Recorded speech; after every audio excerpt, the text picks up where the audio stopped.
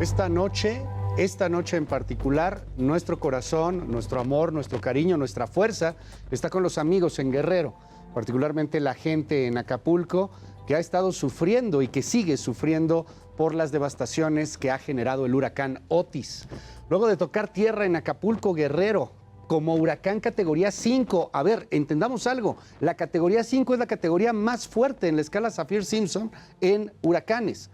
Luego de tocar tierra como categoría 5, degradarse a tormenta tropical ya en estos momentos, pero ir bajando de categoría 5 a 4, a 2, a lo que estamos viviendo en estos momentos, el meteoro Otis dejó grandes afectaciones en la ciudad costera y se dirige hacia las costas de Michoacán. Luego del paso de Otis, la gobernadora en Guerrero, Evelyn Salgado, informó que se trabaja fuerte para restablecer las comunicaciones con el puerto de Acapulco.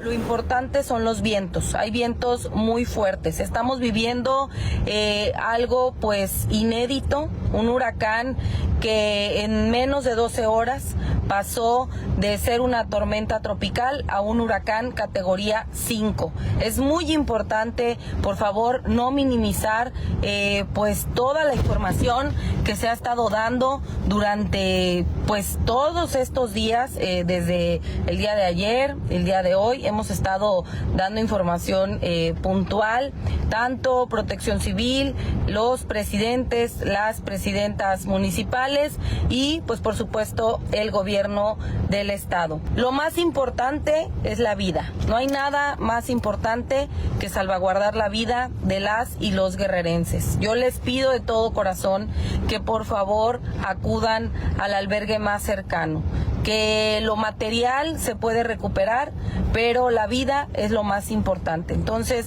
por favor, hay que pues salvaguardar la vida de nuestros seres queridos y la propia. De verdad que muy lamentable lo que ocurrió allá en Acapulco. Yo le decía del cambio climático hace un momentito. No podemos dejar de señalar el problema del cambio climático. Esto que ocurrió fue intempestivo. A ver, se esperaba que apenas fuese, si acaso, una tormenta tropical, huracán de bajísima categoría. En cosa de nada, debido al calentamiento del mar y a las corrientes de aire, este meteoro se convirtió en el peligrosísimo y desgraciadamente, tristemente célebre Otis. Justamente, fíjese, sobre el tema, sobre el cambio climático, hoy y mañana se está llevando a cabo el segundo Foro Mundial sobre Energía Solar. Se está llevando a cabo en Hermosillo, Sonora. Ahí se están analizando temas como la electromovilidad de la transmisión de la energía eléctrica y también el almacenaje de la misma energía, en un intento por combatir el cambio climático. De hecho, de acuerdo ahí con el alcalde de Hermosillo, Astiazarán Gutiérrez, el propósito esencial de este segundo Foro Mundial de Energía es posicionar a Hermosillo como una ciudad que procura detener el cambio climático mediante el aprovechamiento del sol en la energía eléctrica. De hecho, en un foro sobre cambio climático habló también el expresidente de los Estados Unidos, Bill Clinton. Esto fue lo que señaló en torno a la problemática que estamos viviendo. Escuche. For being here. And I thank the mayor and his family and his administration for meeting me and for the leadership that Hermosillo has shown in the whole clean energy movement. First thing he told me was that you had over 200 zero-emission police cars, even more than the city of New York, more than any other city in the world. So congratulations. Y esta noche en Contracara también platicaremos sobre los fideicomisos del Poder Judicial de la Federación. El día de ayer por la noche, en el Pleno de la Cámara de Senadores, se aprobó en lo general y en lo particular, sin ninguna modificación, la reforma que extinguió 13 de los 14 fideicomisos del Poder Judicial, cuyos recursos ascienden a más de 15,000 millones de pesos. Y espéreme, porque viene otro recorte fortísimo con el presupuesto del Poder Judicial. De entrada, el tema de los fideicomisos fue turnado al Ejecutivo para su publicación en el Diario Oficial de la Federación. Sin embargo, hubo senadores, inclusive de Morena, que se opusieron, como Olga Sánchez Cordero. Hoy vengo a defender a las y los trabajadores del Poder Judicial de la Federación ante la posible eliminación de algunos de los fideicomisos que representan parte de sus conquistas laborales. En un momento más conversaremos con Clemente Castañeda, coordinador de Movimiento Ciudadano en el Senado de la República. Y en otros temas, le cuento que los 6 integrantes del Consejo Consultivo de la Comisión Nacional de Derechos Humanos renunciaron a su cargo, argumentando que el Consejo ha sido desdeñado reiteradamente por la presidenta del organismo, Rosario Piedra. En una carta dirigida al Senado y a la titular de la CNDH, aseguraron que de forma sistemática Piedra Ibarra obstaculiza su trabajo e incluso amenazó y calumnió a alguno de ellos utilizando recursos de la comisión. Nos ha informado el Consejo Ciudadano de la Comisión Nacional de Derechos Humanos que todo el Consejo ha renunciado. En un momento conversaremos con Tania Espinosa, exintegrante del Consejo Consultivo de la CNDH, para conocer los detalles y los alcances de estas renuncias. Muy buenas noches. Esto es Contracara. Yo soy Luis Cárdenas. Estamos en Heraldo Televisión.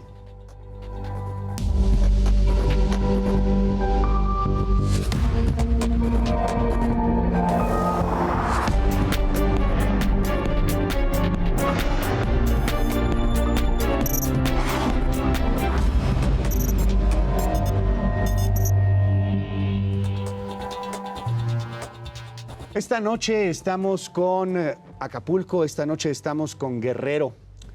Lo que sucedió, más allá de repartir culpas, tiene que ver con la furia que se está generando en la naturaleza. Vemos algunas imágenes que quisiera compartir con usted en esta noche. Son imágenes fuertes, son imágenes de la devastación. A ver, hace poco más de 24 horas, no se esperaba que Otis se convirtiera en un huracán. De pronto, una corriente de aire cálido convirtió lo que iba a ser una tormenta tropical, unos vientos relativamente fuertes, en un huracán que fue encrechendo. Terminó como categoría 5, y así como categoría 5, que es la escala más fuerte que existe, tocó la tierra de Acapulco, tocó la tierra de Guerrero. Se fue degradando hacia categoría 4, en estos momentos ya es una depresión tropical que se dirige hacia Michoacán. No podemos hablar en este momento tampoco con datos confirmados del número de personas que hayan muerto, del número de personas que hayan desaparecido, del número de personas que se encuentran heridas. Esperemos que la ayuda llegue muy pronto. Vendrán en los próximos días denuncias brutales, denuncias muy fuertes en torno a lo que sucedió allá en Guerrero. Habrá quien culpa a la gobernadora Evelyn Salgado, habrá quien culpe al presidente López Obrador, habrá quien culpe a los gobiernos anteriores y quien diga pues que esto ya había sucedido y que no se previno. Lo cierto es que Otis y la tragedia en Guerrero nos hace reflexionar sobre lo que estamos haciendo muy mal como humanidad en torno al cambio climático. No deje de ver ese punto que es muy importante. Y también con respecto a cómo de pronto algunos gobiernos pueden sentirse invencibles, intocables. Ahí está la fuerza de la realidad, la fuerza de la naturaleza. Mandamos un fuerte abrazo, todo nuestro cariño y toda nuestra fuerza a Guerrero en estos momentos, aquí desde Contracara, desde Heraldo Televisión. Estamos muy atentos de todo lo que suceda y le recomendamos a las personas que se encuentran allá en Guerrero que atiendan las recomendaciones de protección civil de sus autoridades municipales, estatales. Estamos con ustedes, fuerza, allá en Guerrero. Bueno, pues seguimos aquí en Contracara. Hay varios temas que están sobre la mesa. A pesar del paro nacional de labores del Poder Judicial de la Federación, este martes por la noche, se aprobó en lo general y en lo particular y sin ninguna modificación la reforma que desaparece 13 de los 14 fideicomisos. Estos ascienden a más de 15,000 millones de pesos. La reforma ha sido ya turnada al Ejecutivo para la publicación. Al final, pues es un golpe severo al Poder Judicial, a la Suprema Corte de Justicia, que hay que decirlo, no es definitivo. Vamos a ver qué pasa si la Suprema Corte de Justicia termina o no por colocar y por pues pelear estos fideicomisos y pues por regresárselos. Pero hay un gran debate en torno al tema. ¿Es un exceso tener estos fideicomisos para la Corte, para los trabajadores del Poder Judicial? ¿realmente estos fideicomisos afectan a todo el Poder Judicial, a la base trabajadora, o era una especie de prebenda que tenían las élites en el Poder Judicial de la Federación? Para platicar del tema, le aprecio mucho al coordinador en Movimiento Ciudadano, él es Clemente Castañeda, que me tome esta comunicación esta noche aquí en Contracara. ¿Cómo estás, Clemente? Buenas noches, Luis, para ti y para todo tu auditorio. Me da mucho gusto verte y escucharte, por supuesto. Oye, cuéntanos, primero, ¿qué opinan de esto que se votó ayer en el Senado de la República? Debate durísimo el que vivimos. ¿Qué opinan? ¿Cuál es la postura de MC? Nosotros desde luego que estuvimos en contra, porque no es solamente un tema de fideicomisos y de los daños colaterales que tiene la desaparición de los mismos, no para, digamos, las altas autoridades del Poder Judicial, sino para las y los trabajadores del Poder Judicial, más de 50,000, sino porque además es una clara venganza contra el Poder Judicial. No se trata solamente del dinero del Poder Judicial, que ya es cuantioso, que sirve para resolver y atender una serie de problemas, sino que además en ello va una revancha de carácter político por la independencia que ha mostrado el Poder Judicial, por la dignidad con la que muchos integrantes de la Corte, debo decir con responsabilidad, no todos, han asumido una posición de independencia, haciendo bien su trabajo. ¿Cuál es su trabajo? Pues salvaguardar el orden constitucional. Oye, dime algo, hay un debate importante en torno a lo que ganan los ministros, que yo sé que se mezclan muchas cosas, pero quien no está metido en este tema, pues de pronto puede llegar a confundirse y de pronto puede llegar a caer en la narrativa que tiene el presidente. Por ejemplo, hace relativamente poco, López Obrador, el 25 de octubre, decía, y lo decía claro, lo decía fuerte, lo decía hoy, que los ministros de la Corte tienen que explicar por qué ganan 700,000 pesos al mes. Por ahí tenemos esta piececita del presidente, lo decía hoy en su mañanera, y exigía una explicación sobre el tema. Veámoslo. Era como el castillo de la pureza. No se sabía nada ahí. Muchísima corrupción. Pero es muy fácil, pues, de que aclaren por qué ganan 700,000 pesos mensuales en un país en donde el promedio de salarios de los trabajadores está en 16,000 pesos mensuales. Yo quisiera preguntarte, Clemente, ¿cómo combatir esta narrativa? ¿Cómo poder explicar a muchas personas que están muy enojadas en este país porque no alcanza, porque hay pobreza, porque tampoco sienten que el Poder Judicial les responda en nada? ¿Cómo explicarles pues que cuando le quitas dinero está mal a unos ministros que ganan 700,000 pesos mensuales? Entiendo que está súper mezclada la narrativa, querido Clemente, pero pues entendamos que la mayor parte en este país no está entendiendo o no tiene tampoco interés en poder profundizar lo que sucede en el Poder Judicial. Yo creo que la mejor manera de combatir una narrativa como la que todos los días se construye desde Palacio Nacional es con la verdad, Luis. Este asunto de los fideicomisos y la desaparición de los mismos no tiene absolutamente nada que ver ni con los salarios y los ingresos de los integrantes de la Corte, ni con algún tipo de privilegio adicional. La mayoría de estos fideicomisos están orientados justamente a mejorar y a facilitar la función de todo el Poder Judicial en su conjunto.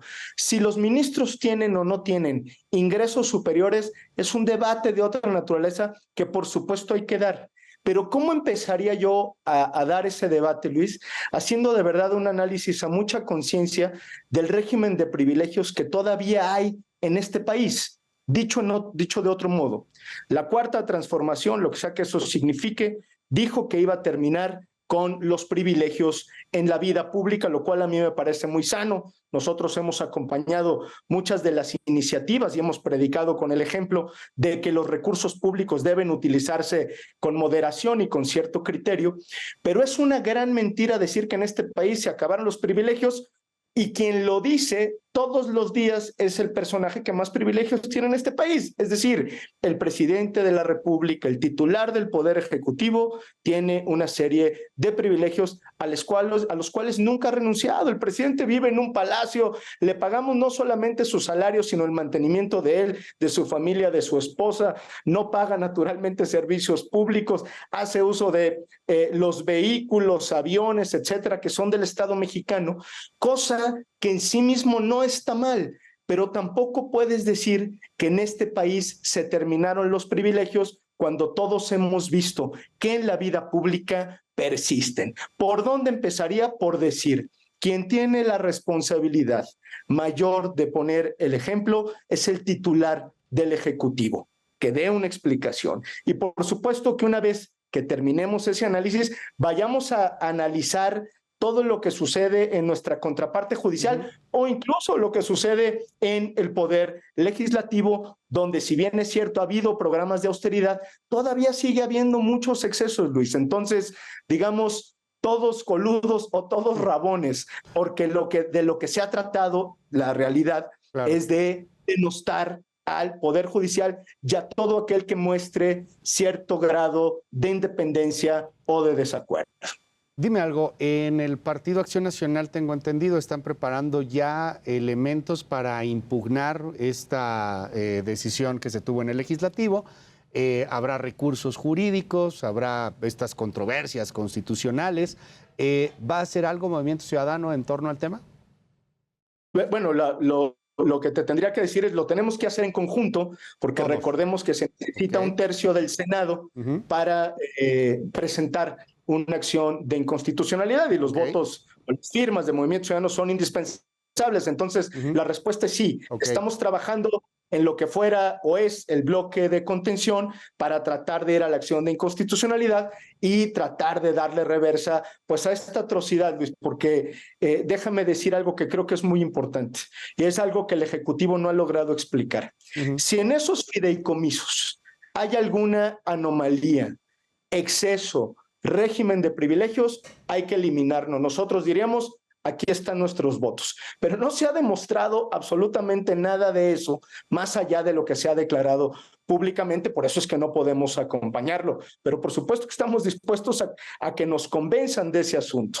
Mi apuesta, doble contra sencillo, ahora que está tan de moda, pues es que eso no va a ocurrir, porque los fideicomisos del Poder Judicial no solamente son legales, sino que están ampliamente justificados en pro de que el Poder Judicial haga bien su trabajo, cosa que nos interesa a todas y a todos. Ahora, aquí hay algo bien interesante, Clemente, porque viene esta controversia constitucional, que te aprecio mucho que no lo aclares. Es cierto, necesitas un tercio de los votos en el Senado. Ahí MC pues, es fundamental. Serán los votos del PAN, los votos del PRI, los votos de MC. Vamos a ver si el voto de alguno que otro senador de Morena, tipo Olga Sánchez Cordero, que votó en contra. Y luego viene esto que tendrá que ser discutido en la misma Corte. Y aquí hay un elemento de narrativa política, más allá de ruta jurídica, que quiero preguntarte. Yo estoy viendo ya esto, y no tengo bolita de cristal, pero yo ya lo estoy viendo.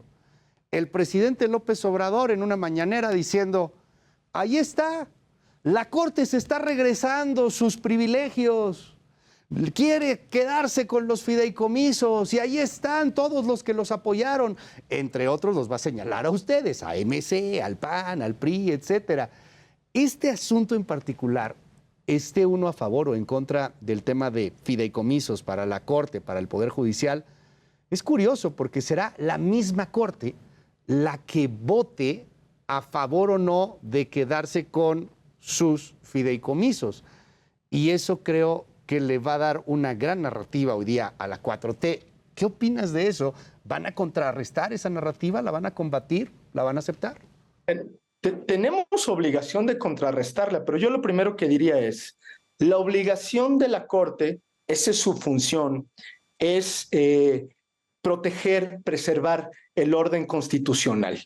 Más allá de cualquier narrativa y más allá de cualquier posición, incluso mayoritaria, es más, Luis, las Cortes en México y en el mundo son instituciones contramayoritarias. ¿Por qué? Porque lo que protegen es el orden constitucional y parte del orden constitucional es la protección de los derechos. cuando están de por medio derechos de carácter laboral, como es el caso, la Corte tiene que actuar por obligación constitucional. Entonces, yo no compro ese cuento de que la Corte sería juez y parte. No, porque no se trata de la Corte, se trata de derechos, primero. Segundo, ya nos ha dicho la Corte muchas veces que el procedimiento legislativo es parte o puede formar parte de un criterio de inconstitucionalidad. Bueno, estos señores que hoy son mayoría, todavía, porque lo bueno es que ya se van, estos señores que son mayoría, violentan como si fuera con Pedro por su casa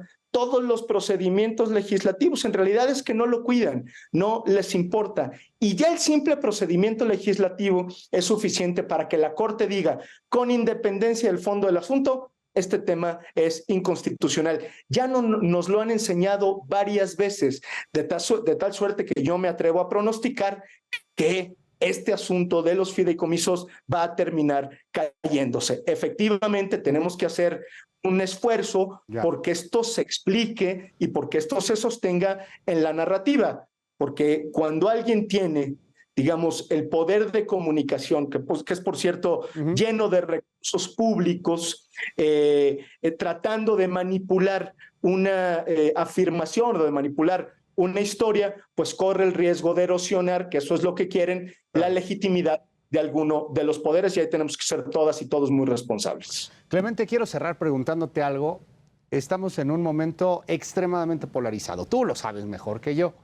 Viene 2024, todo apunta a que ustedes se van a ir solos, que van como una tercera vía, y entiendo que en unos días más tendrán su convocatoria, etcétera.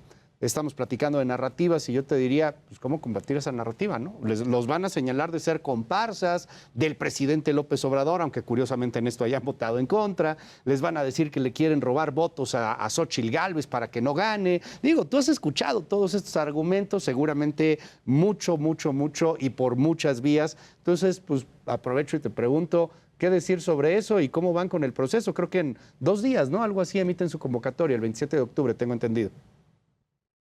Ya nos lo dijeron eso desde el 2021, Luis, incluso lo platicamos alguna vez, nos dijeron en el 2021, decían los de el régimen oficial, decían, no, pues estos son de la mafia del poder, y los de la mafia del poder decían que le estábamos haciendo el juego al régimen, como si no hubiera espacio para una tercera opción. Y lo primero que hay que decirles, y yo me hago cargo de ello, porque yo era el dirigente nacional de Movimiento Ciudadano, fuimos la única organización política que sacó más votos en el 21 respecto del 18, 1 millón de votos más, cosa que nadie más puede presumir, además de los logros electorales. Y hoy va a ser un asunto similar. Es decir, nosotros hemos demostrado en el Poder Legislativo, en nuestros cargos ejecutivos, que no somos comparsa de absolutamente nadie, que tenemos derecho a construir una opción diferente, y una vez que terminemos el proceso de selección de nuestro candidato o candidata, vamos a ver de dónde arrancamos y qué opciones tenemos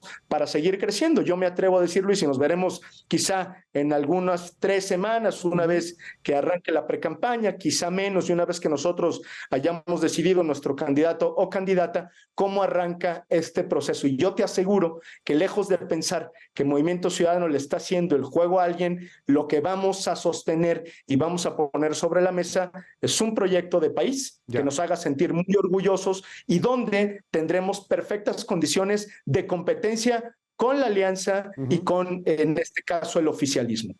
Te aprecio muchísimo, Clemente Castañeda, que nos regales estos minutos esta noche aquí en Contracara, en Heraldo Televisión.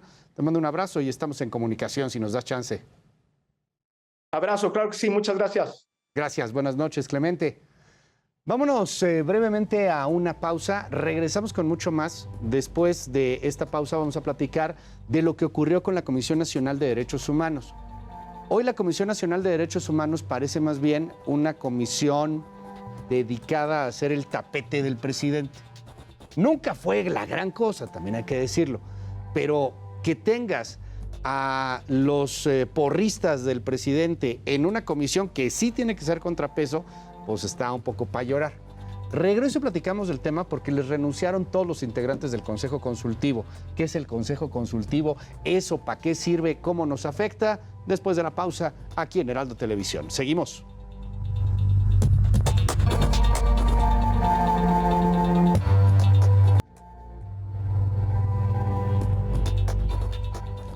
Seguimos aquí en Contracara en Heraldo Televisión. Gracias por los comentarios que nos hace llegar a través de @LuisCárdenasMX y a través de Heraldo TV. Oiga, ahora vamos a platicar de la Comisión Nacional de Derechos Humanos. La CNDH se supone que está como un contrapeso de los abusos del poder. Cuando el Estado mexicano, el Ejército o alguna dependencia comete un abuso que violenta derechos humanos, pues para eso está la CNDH. O para eso estaba. Ha tenido muchas cosas la CNDH a lo largo de su historia, la han acusado de defender delincuentes, por ejemplo, y ahorita vamos a platicar del tema. Pero en este gobierno en particular, la presidenta de la CNDH, pues era algo así como la club de fans del presidente López Obrador, como la principal porrista, ¿no? Entonces, pues así está muy cañón que puedas defender y que puedas ser contrapeso del poder cuando pues estás echándole porras. Mediante una carta dirigida al Senado esta semana, los miembros del Consejo Consultivo de la Comisión Nacional de Derechos Humanos anunciaron su renuncia al cargo. Acusaron que la presidenta Rosario Ibarra Piedra ha obstaculizado su trabajo. Dicen que no hay condiciones para realizar su labor, para realizar la chamba. Dicen que denunciaron que sus comentarios y consejos simplemente no son tomados en cuenta, no los pelan, no les hacen caso, no quieren saber absolutamente nada. Se ha quedado la CNDH sin consejeros. Se trata de Tania Espinosa Sánchez, de Adalberto Mendoza López, de Bernardo Romero Vázquez, de Jorge Alejandro Saavedra López, de Ángel Trinidad Saldívar también y de Georgina Dieidiu Bello. Ayer, en el Senado de la República, entre muchas cosas, en medio del debate también de los fideicomisos del cual hablábamos antes del corte, Kenia López Rabadán, senadora del Partido Acción Nacional, se lanzó fuerte contra la 4T, denunciando la renuncia de los consejeros de este Consejo Consultivo en la CNDH. Nos ha informado el Consejo Ciudadano de la Comisión Nacional de Derechos Humanos que todo el Consejo ha renunciado. Parte de ese consejo es el de Tania Espinosa, ella es exintegrante ya del Consejo Consultivo de la Comisión Nacional de Derechos Humanos y para mí es un privilegio, un honor esta noche, Tania, poder platicar contigo a la distancia. ¿Cómo estás? Muy bien, Luis, muchas gracias, a tus órdenes. Oye, a ver, cuéntanos primero, ¿qué es este Consejo Consultivo en la CNDH? Para que nos demos una idea, a lo mejor los que no estamos tan apegados al organismo, al organigrama, a la forma de trabajo de la Comisión de Derechos Humanos, ¿qué era este Consejo Consultivo? Pues mira, el Consejo Consultivo es electo por el Senado. Para ser parte de este Consejo Consultivo se abre una convocatoria pública en donde pueden aplicar todas las personas que cumplan con las características que establece esa convocatoria. Se hacen entrevistas públicas también, se arma una terna por parte de los senadores, las senadoras, y después de eso se vota en el Pleno del Senado. Una vez en funciones, el Consejo lo que hace es dictar los lineamientos de la institución, es decir, básicamente se aconseja cómo se debe de actuar, tanto en el ámbito interno de la institución como hacia el exterior. Lo que hace el Consejo es aconsejar sin recibir ningún tipo de remuneración o pago. Es un trabajo que se hace de manera honoraria o gratuita. Y bueno, básicamente es un honor formar parte de este consejo debido a la importancia de esta institución y al mismo tiempo, bueno, es un órgano de gobernanza de la Comisión Nacional de los Derechos Humanos. Así como, te lo quiero preguntar, ¿no? Así como las recomendaciones de la CNDH no son vinculantes, entiendo que no son obligatorias para quien reciba la recomendación, tienen un gran peso o deberían de tener un gran peso mediático, social, etcétera, pero no son vinculantes. Es decir, la CNDH no puede ordenar a alguien que tenga una recomendación cambiar o actuar de tal manera. Hace una recomendación. ¿Ustedes como Consejo Consultivo podían tener alguna facultad de que sus consejos fuesen vinculantes, por decirlo de alguna manera? Es decir, ¿hay algo que obligara a la Comisión a que les hicieran caso, Tania? No, de ninguna manera. Ok. La presidenta de la comisión no está obligada a seguir los consejos de su consejo, sin embargo, pues la figura misma existe básicamente para ser consultadas, por eso es un consejo consultivo, y para brindar consejos y orientación. Es importante también decir que las personas que conforman estos consejos, y en nuestro caso particular somos personas con perfiles diversos, es decir, no es que todas las personas pensemos igual, ni mucho menos, sino que es un órgano, un espacio en donde se puede diferir entre nosotros, nosotras mismas y con la presidenta también. El problema aquí es que estos consejos nunca fueron escuchados. Básicamente la presidenta desde un inicio, desde que llegamos, fuimos electos a finales de 2021, nos dijo que pues nosotras y nosotros podíamos aconsejar lo que quisiéramos, pero ella decidía qué consejos seguir y qué consejos no seguir. ¿Así de plano les dijo? O sea, Claro, digan lo que sea, pero yo no les voy a poner caso, ¿no? Yo no los voy a pelar, hagan lo que quieran. de manera explícita, desde un inicio. No, bueno. Y bueno, Uf. como bien dijimos, en efecto no es que sea su obligación, Ajá. pero ese es el motivo de existencia del Consejo, y también se podría pensar pues que no íbamos a estar de acuerdo en algunas cosas, es Claro. válido también. Es muy interesante. Pero lo que es inadmisible es que nunca estuviéramos de acuerdo. Sí, claro. A ver, una cosa que queremos dejar súper en claro, como tú lo mencionabas al inicio de esta entrevista, Tania, es que es honorario. O sea, tú no recibes dinero ni recibiste dinero por ser parte de este consejo. No les pagaban a final de cuentas, al contrario, pues ustedes ponían su tiempo, su talento, muchas cosas al servicio de la Comisión de Derechos Humanos. Pero si desde el principio les dijo la presidenta Rosario Ibarra Piedra que no les iba a hacer caso, ¿por qué renunciaron hasta ahorita? ¿Por qué se esperaron casi un sexenio?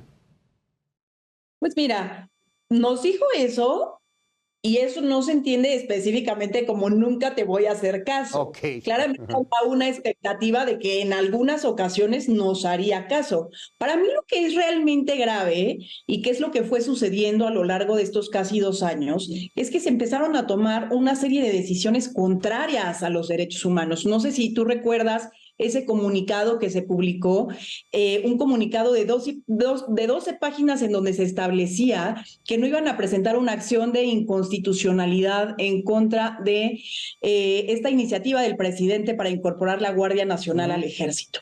Eso es totalmente inconstitucional e inconvencional. No hay un argumento jurídico que permita sostener a la CNDH la no presentación de esta acción de inconstitucionalidad. Este es un ejemplo de varios más que sucedieron, en donde evidentemente el motor de la CNDH no es la defensa de la protección de los derechos humanos, sino más bien la defensa de posturas políticas específicas. Esto, como bien dijiste tú al inicio, hace que la CNDH deje de ser un organismo, una institución de contrapeso al poder y de protección a las víctimas de violaciones de derechos humanos, sino más bien pues un organismo político y no independiente y autónomo como debiera ser. Eso es brutal. Me acuerdo lo de la Comisión de Derechos Humanos, pues viéndose callada frente al tema de la militarización del país, ¿no? O sea, era un asunto de primer orden. Y en donde, te soy franco, se nos olvidó que existía CNDH. O sea, había tanta información que de pronto sale lo de la CNDH de que, pues no esperábamos que participara, ¿no? O sea, ya estaba tan decaída la imagen, tan apegada hacia el gobierno que no se esperaba. Pero, pues ciertamente, estábamos hablando de una Comisión de Derechos Humanos que cerraba la boca frente a la militarización del país. O sea, ¿de qué tamaño, no? Estamos hablando y no dijeron absolutamente nada. ¿Esa fue la gota que habrá derramado el vaso, Tania? ¿Eso fue lo que les complicó? No, te diría que no. Sucedieron varias cosas. No es algo que sucedió de un momento a otro. Durante los 2 años nos fuimos dando cuenta cómo era muy difícil tener este diálogo con la presidenta de la comisión y de alguna manera incidir en las decisiones que se estaban tomando en la institución. Sin embargo, pensábamos durante un largo tiempo que parte de nuestra función era estar exhibiendo de alguna manera cómo es que se tomaban estas decisiones a través de comunicados que hicimos públicos en diversas ocasiones a lo largo de este tiempo, y llega un momento en que eso tiene un límite y que es importante volver a pensar si está haciendo sentido ocupar ese espacio o no, o más bien se entiende como si estuviéramos validando estas decisiones con las que de hecho no estamos de acuerdo. Dime algo, algo hizo bien en estos casi 6 años la presidenta de la Comisión de Derechos Humanos, algo hizo bien la institución de la Comisión Nacional de Derechos Humanos. De pronto, te lo juro, o sea, para muchos colegas, no soy nada más yo, se nos olvidó que existía este organismo. O sea, entre tanta polarización, entre tanta politiquería, entre tanta grilla, o sea, al no tener una presencia y al ser casi siempre comparsa de las decisiones del presidente, se nos olvidó que existía la CNDH, pero quisiera ser optimista y pensar que alguna recomendación en positivo alguna víctima dio, que quizá alguna acción pudo haber sido positiva, algo que rescates bueno que haya pasado en la CNDH en estos años. Pues mira, la CNDH emite constantemente recomendaciones. A mí me gustaría pensar que esas o algunas de esas recomendaciones llegan a un buen puerto, porque también es importante aclarar, una de las cosas que dice esta actual administración es que se le debe de reconocer que es la administración que más recomendaciones ha emitido. Y en parte eso es positivo, pero no necesariamente equivale a una situación de éxito en términos de defensa de derechos humanos, porque un documento recomendatorio surte efecto una vez que los puntos recomendatorios son cumplidos por la autoridad. Mientras eso no suceda, la recomendación puede ser letra muerta. Entonces, por eso es que te digo, me gustaría pensar que en el seguimiento de cumplimiento de recomendaciones habrá algunas de ellas que hayan logrado restituir en sus derechos a las personas que presentaron las quejas y que son víctimas. Si esto no es así en cada una de las recomendaciones, pues en realidad no es un instrumento de medida del éxito de la comisión. Oye, a ver, esto es bien interesante. ¿Es la comisión que más recomendaciones ha hecho? Creo que es un dato también a destacar. ¿En qué sentidos? Digo, o sea, que son múltiples temas, etcétera, pero ¿podrías compartirnos uno que otro que haya sido interesante en torno a estas recomendaciones, tomando en cuenta lo que nos acabas de decir? O sea, a ver, influyen muchas cosas, tiene que llegar a la autoridad, se tiene que aceptar, etcétera, pero ¿a quién le emitía recomendaciones? ¿Contra quién se emitían recomendaciones? Mira, en cada sesión se nos presentaba un informe de las recomendaciones emitidas cada mes. Okay. Y te diría, una de las instituciones más recomendadas o constantemente recomendadas, por ejemplo, es el IMSS, ¿no? Okay.